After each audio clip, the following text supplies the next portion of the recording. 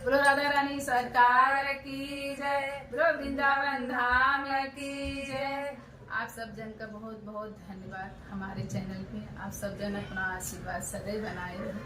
आप सब जन को राधे राधे।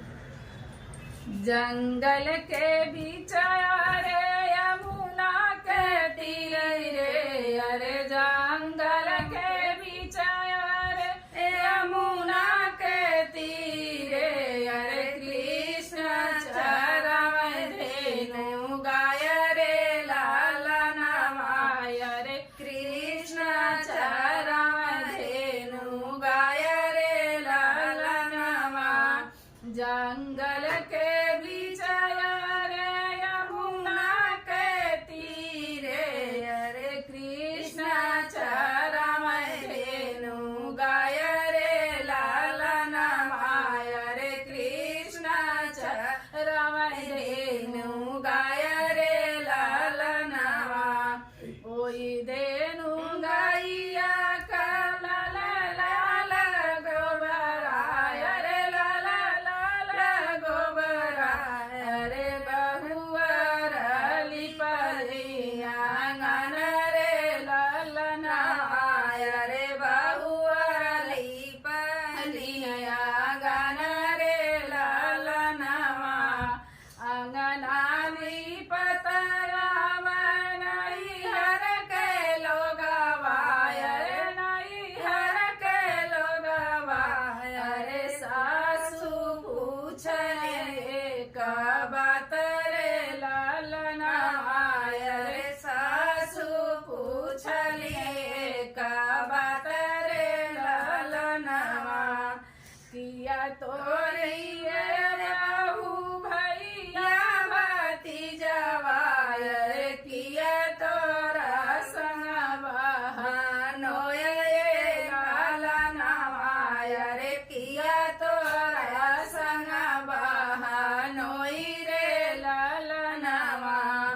जंगल के बीच रे यमुना के तीरे तेरे, यमुना के तीरे, अरे कृष्ण चरण धेनु गाय रे लालनवाय, अरे कृष्ण चरण धेनु गाय रे लालनवा। नाही मोरे सासू भैया भतीजवाय, रे भैया भतीजवाय, रे नाही मोरा सग बहनोय रे लालनवाय, रे नाही मोरा सग बहनोय रे लालनवा। जंगल के बीच अरे यमुना के तीरे, अरे कृष्ण चरण धेनु गाय रे लालनवाय, रे कृष्ण चरण धेनु गाय रे लालनवा। एक तो है हमरे नैहर के लोगवाय, रे नैहर के लोगवाय, रे हमारा तलग बहनोय रे लालनवाय, रे हमारा तलग बहनोय रे लालनवा। एकता हुआ हमरे नैहर का नौआय, रे नैहर का नौआ, अरे हमारा तलग बहनोय रे लालनवा, अरे हमारा तलग बहनोय रे लालनवा।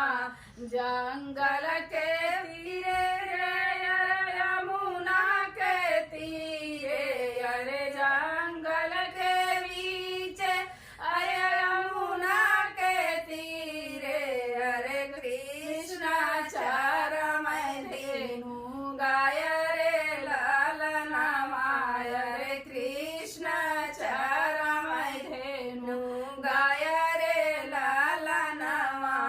बोलो कृष्ण कन्हैया